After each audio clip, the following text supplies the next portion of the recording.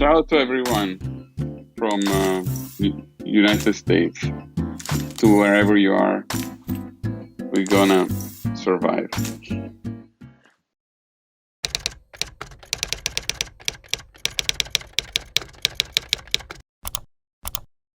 Hi everyone, here is Mario, and this is our first interviewee.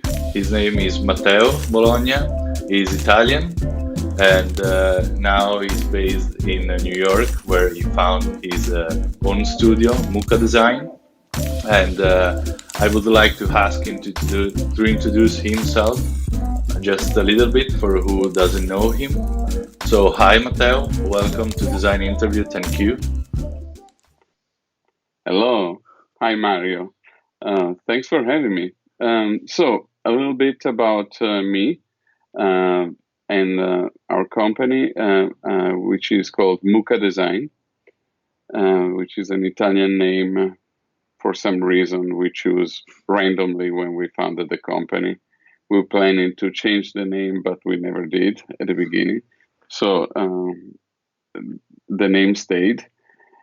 Mucca has been in business since the 3 months, was founded the last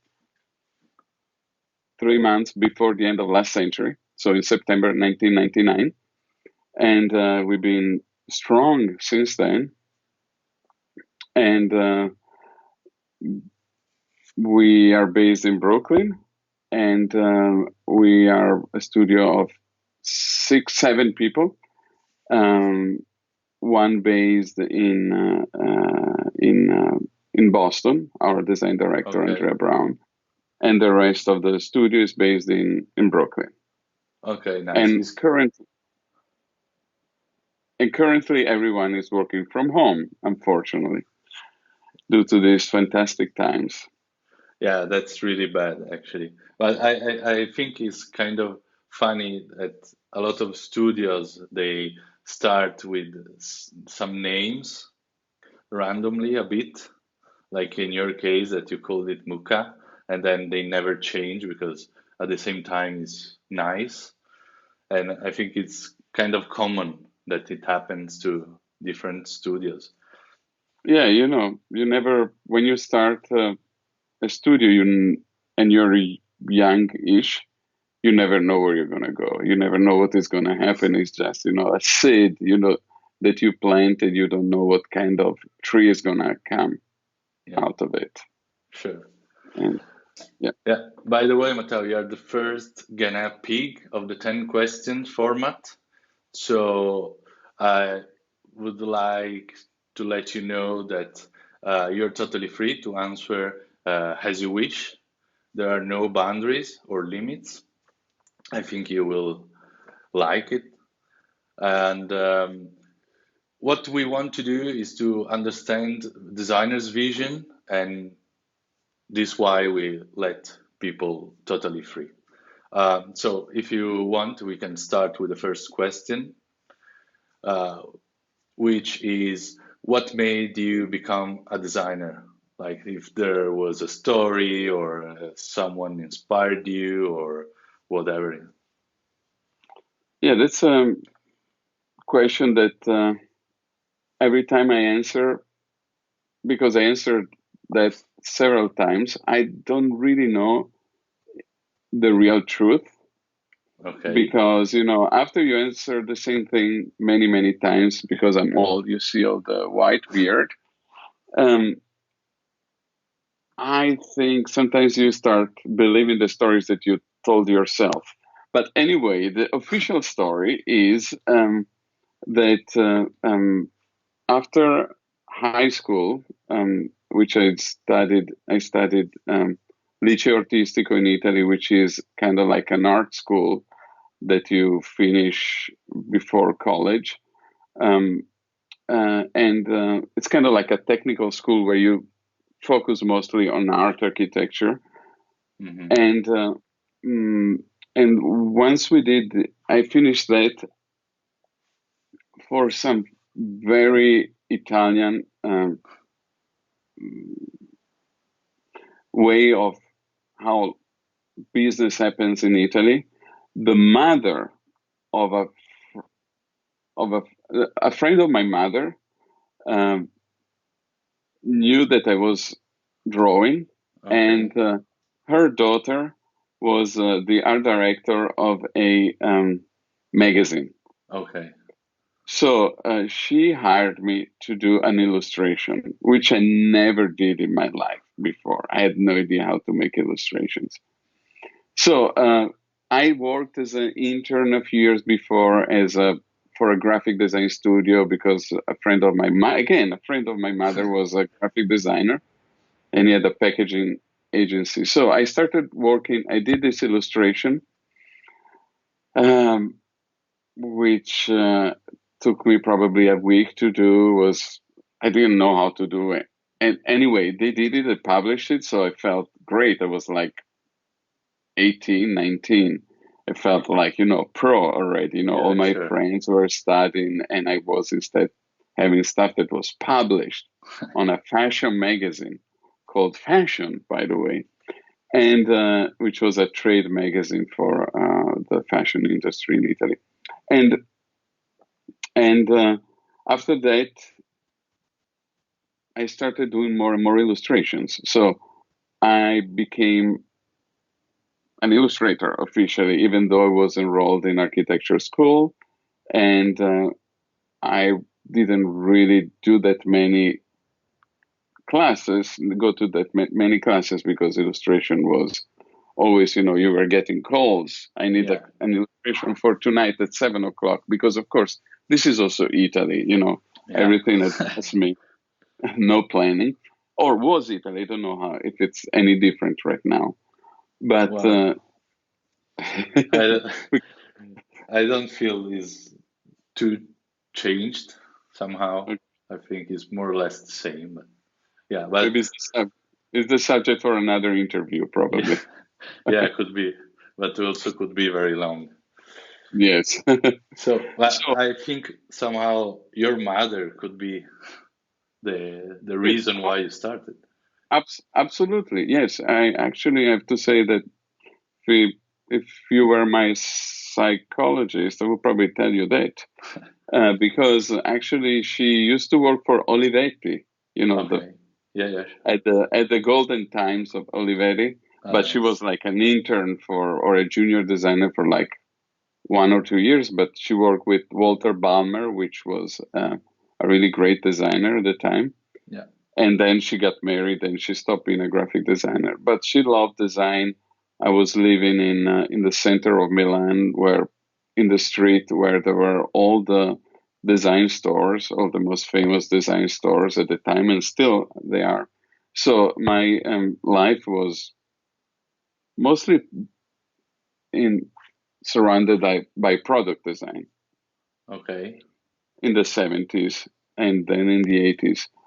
But then, after being an illustrator for a long time, I I actually discovered these graphic design books, which were the Type Directors um, Annual, Type Directors Club Okay. Annual, and other annuals that were coming from America. This is pre-internet, so where you had to go to a specialty bookstore that had books coming from the rest of the world. And Yeah. all the money that I was making with my illustrations, again, thanks to my mother, because I was still living with my mother and my brothers. Uh, so I didn't have to pay for rent. So the money that I was making, I was using them for buying books and design books from all over the world. Though I didn't read any, sorry, I didn't read English. I didn't know English that well. Okay. Still, and I still don't. I'm sorry for the people who actually speaks English. Um, so I fell in love with these graphic design books, and so I started asking friends if I could design their business cards. Okay. And I was doing their business cards in old fashioned by calling the companies who are doing setting type, ordering type, having type, cutting type, and gluing it on these mechanicals. paste up, and then to make business cards for free for friends and family. And this business became actually a, a little bit bigger because Yeah, I grew at a it step certain by step. point I actually hated doing these mechanicals. And actually, the interesting thing was also that the one of the magazines that I was working for, they started because I was the young kid who was delivering the illustration at 7 o'clock in the evening on Friday night, the night of when the magazine was closed. They were saying, "Hey, kid, help me out to finish this layout." And Yeah. so I started understanding a little Okay. bit more design. And then they asked me to do some lettering, and I was doing lettering with ink, and I was making these mechanicals that were like disgusting.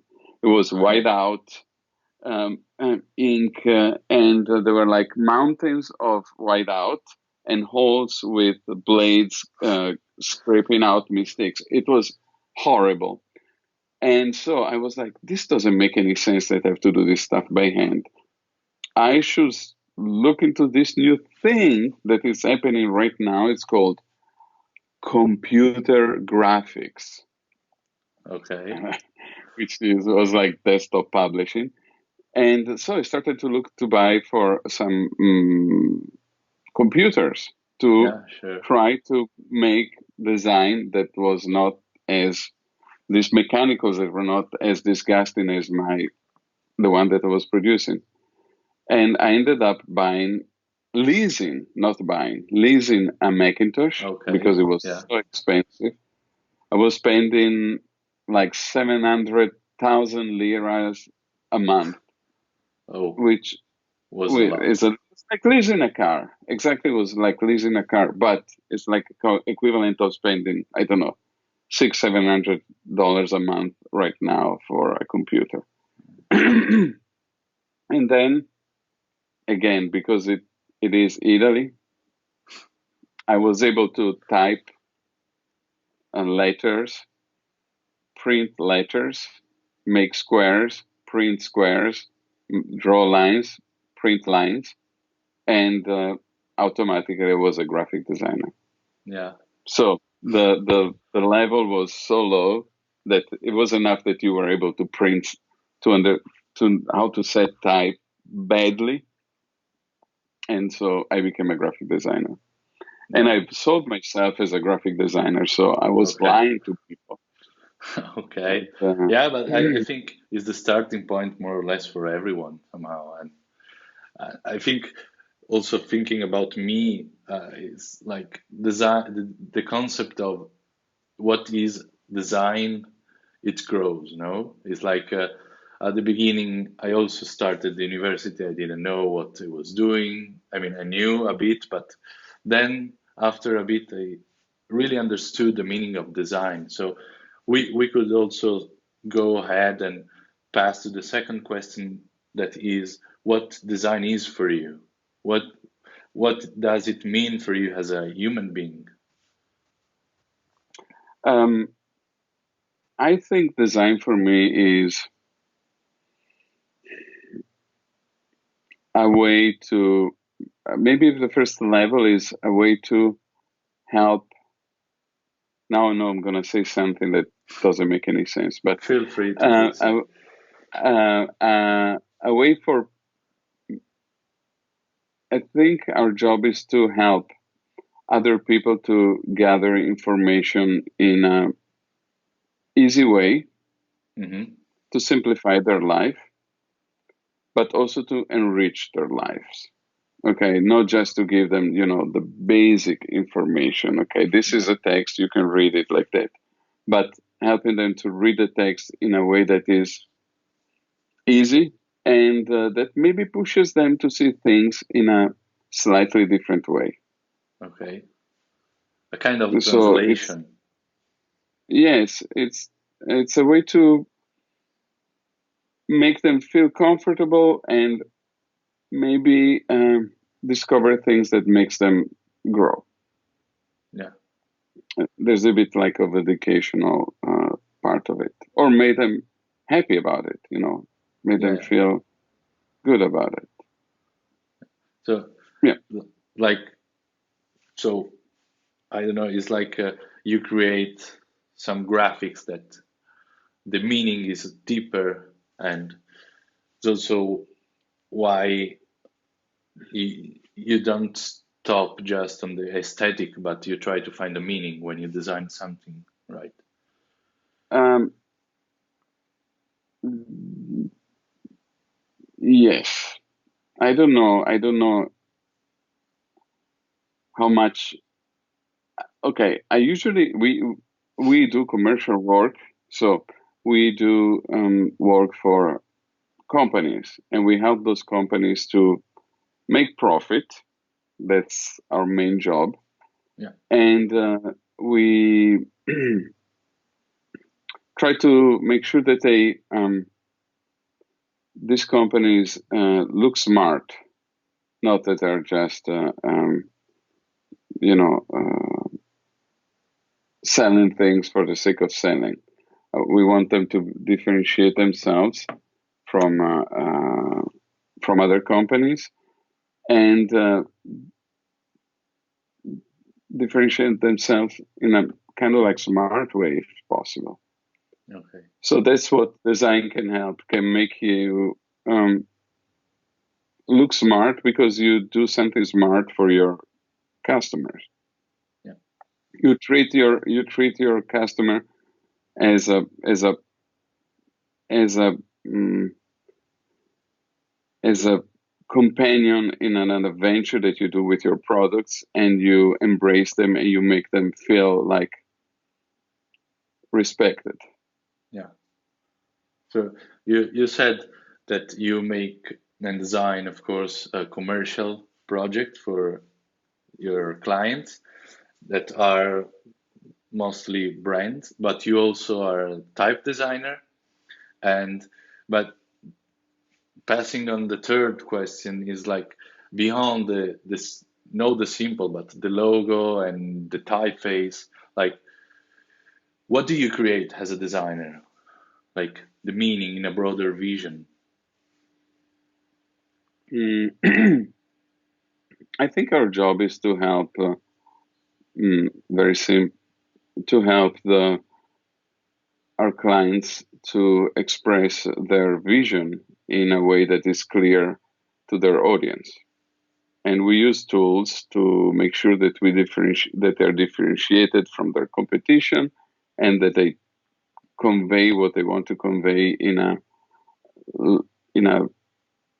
in a way that um, it's good for them and their audiences. Yeah. So if we use a logo, I mean, so we use typography, imagery, colors, shapes. That's what the elements that every graphic designer uses, and we try to combine them so that they are part of the word of the message coming that comes from these brands. Okay. Yeah. I think it's quite clear. And um, we know as a designers that we we need somehow a process when we do design, and especially in some cases is really important the process. I think for everyone more or less, but there is like a kind of process that are you interested in when you are designing a project, or is quite free every time? Um, with the years, we understood that process is very important. We have our own process, which I don't think is just our own process, but with that a lot of other companies do, um, because we realized in time that after you cannot just show to your client, okay, this is what I think you should do. If Yeah, you this first presentation shouldn't be like, okay, I think your size is like a 45, so let's see if this works. Uh, and I feel that you should wear pink. After the phone call that we the brief phone call that we had, Instead, and that never works because True. it's the design process is a collaborative process between us and the client that we have. They need to fit this suit that we are drawing for them, or this shirt that we are making for them, and they need to feel confident, because the moment that that fits with them, they're able to go out with the right energy and the right way to be able to tell their story. So we do a big part of our process now is strategy. So Okay. we we we do, for any branding project that we do, with before starting design, any kind of design, before opening any design software, we do a workshop that is usually a 4 or 6 hour workshop, where we try to when we ask a lot of questions to our clients, and those questions usually are questions that the clients sometimes ask themselves, but they never really have time to answer. So Yeah. we push them to. It's kind of like a mini psychoanalysis session for them, and it's a really, really, really, really, um, really rewarding moment, because often you see these clients finishing these sessions, and when we deliver the brand platform, super happy, because we really help them to understand their purpose, their why. And after we have that, we know how to use those information for our design. So every time we start designing, we print the brand platform that we made for them, and we put it next to our screens, and then we are able to design. So if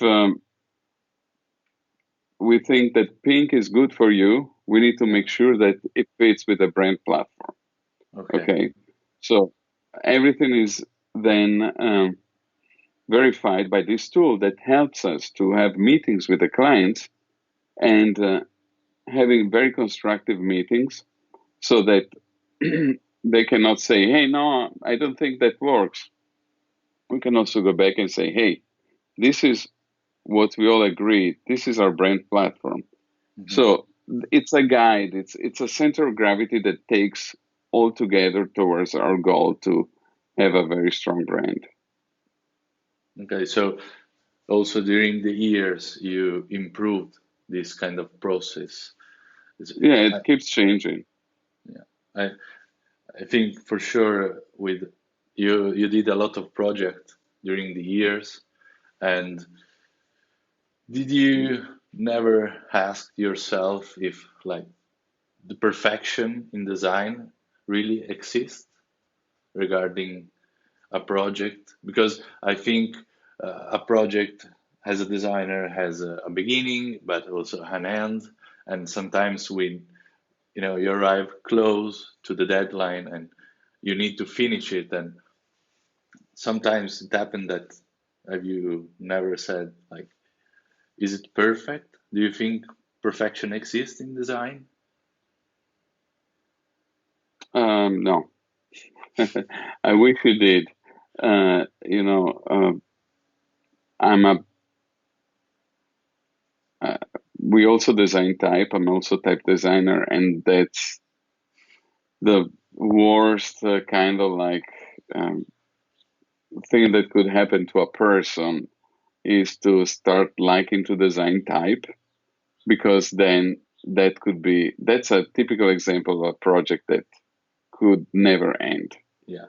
because you can keep fussing with the shapes, design.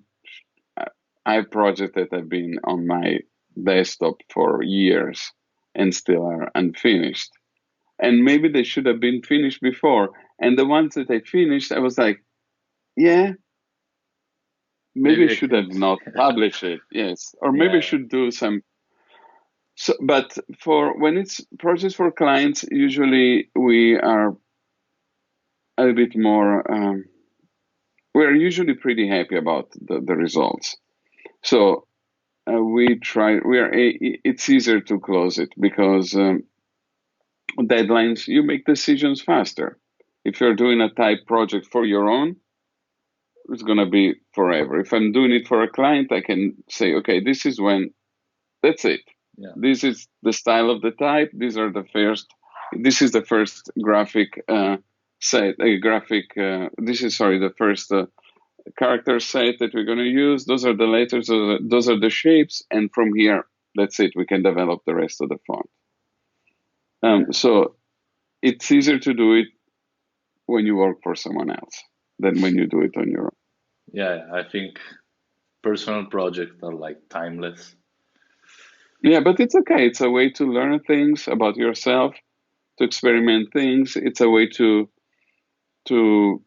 yeah, to try things that then are going to happen to be part of your language, design language in the future when you have no time to do a project and say, hey, I did that thing. Maybe this thing could become something for this project. Yeah, So it's just creating a bigger arsenal of tools for your design process. yeah. And what do you think about contemporary design? Talking with people sometimes, there I feel like there are two big different ideas. One that say there's a lot that is good, but also a lot that is bad. So in the bad we can find the good things, and others that saying "Well, contemporary design, is like dying because it's too saturated." Uh, I think when I left Italy because I hated the design in Italy. And it was made by a lot of, like me, people were not like real professionals. They were not really good schools. Yeah. And the schools were had teachers that were like not really good designers because there was in Italy there was not design was not business. Design was like, okay, I need to do a brochure, a sales brochure. Who am I gonna call?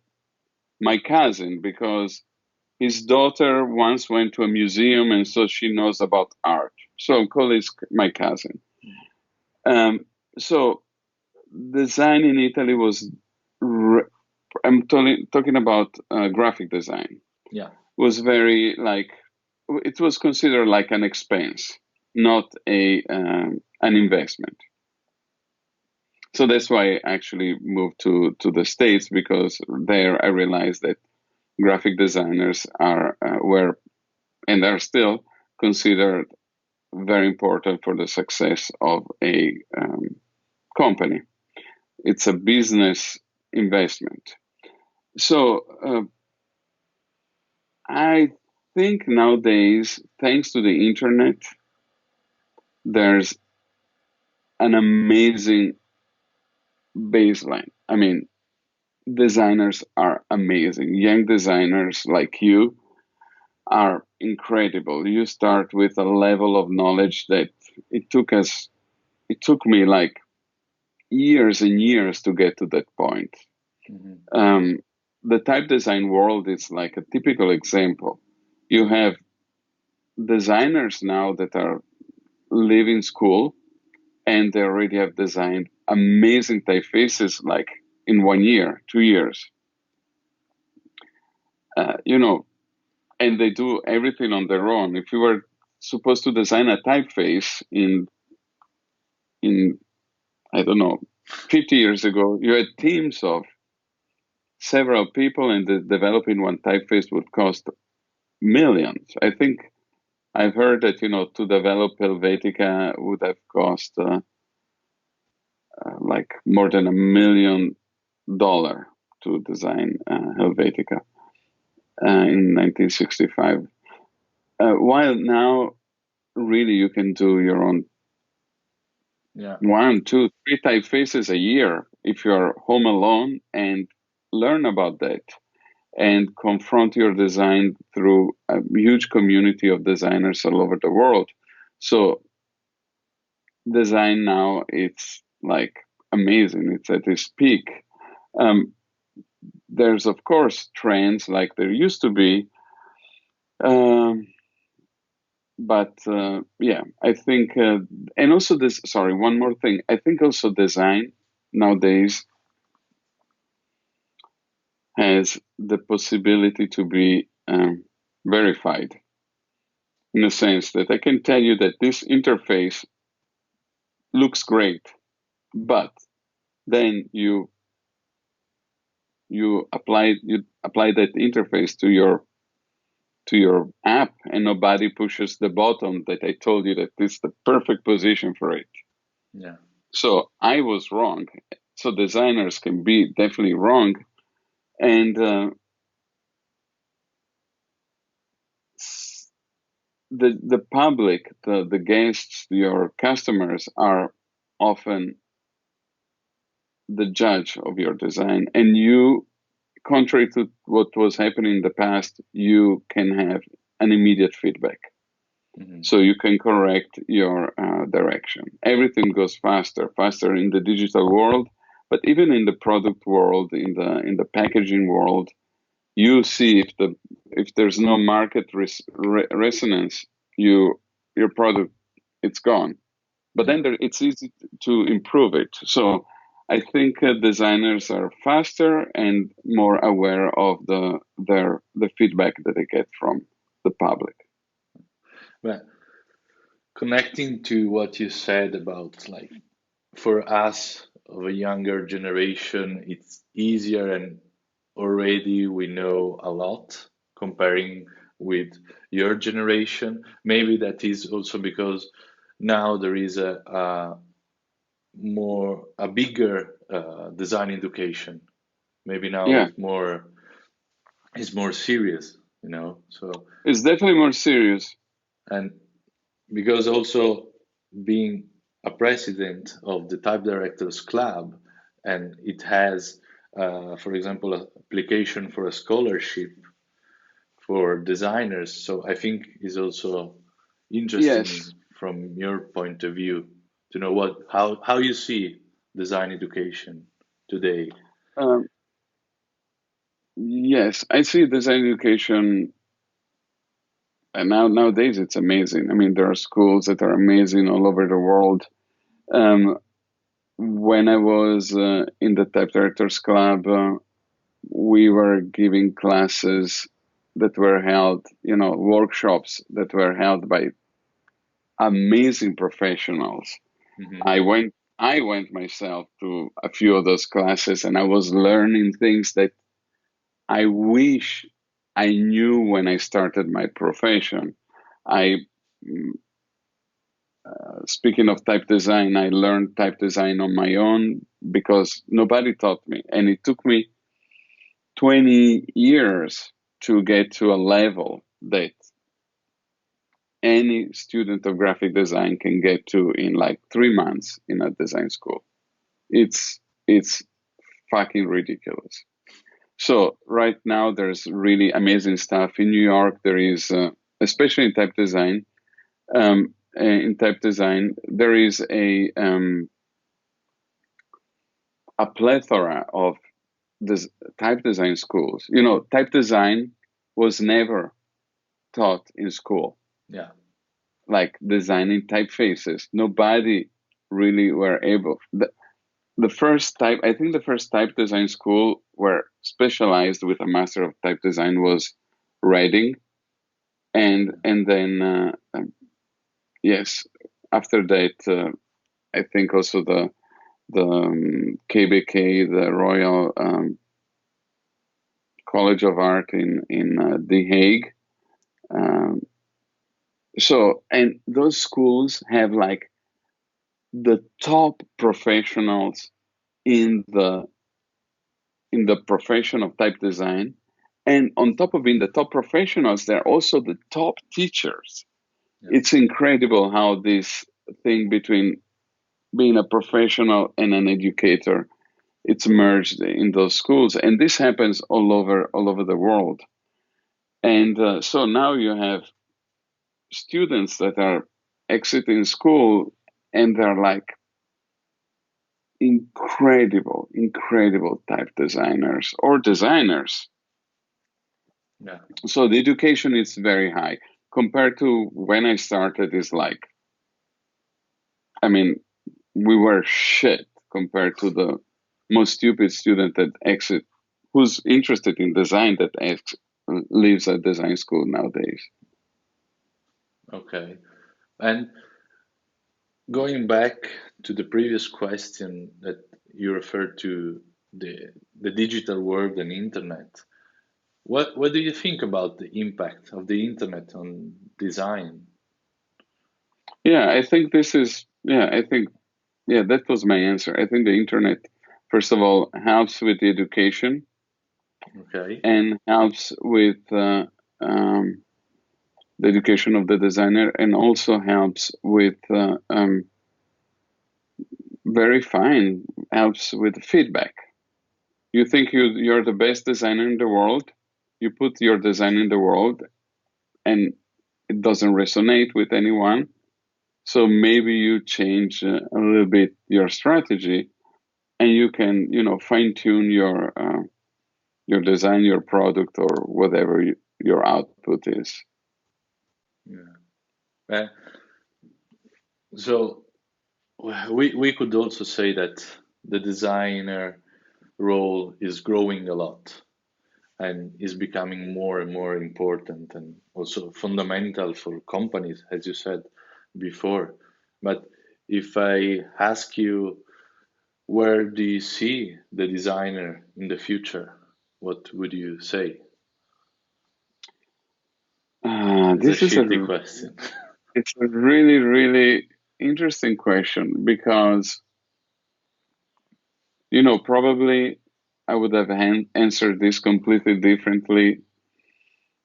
I don't know, a month ago.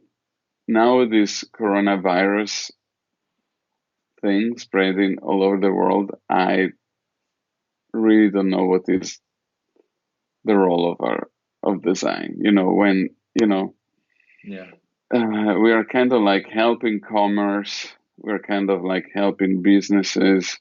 Our job is to help people and business to connect. And now that businesses are in such dire mm, situation, I honestly don't know. so the next question would be, what do you think the designer world can do for this global pandemic? I think you also kind of answered about this question already. But Yeah. do you think we only need to like wait and see what is gonna be of the big companies that we work for, or the design world, the movement can also do something to help? As you said also at the beginning when you said that we help usually when Yes. I don't know. I'm gonna say something kind of like sarcastic. I mean, if there's any company that still needs graphic designer here, please hire us, because it's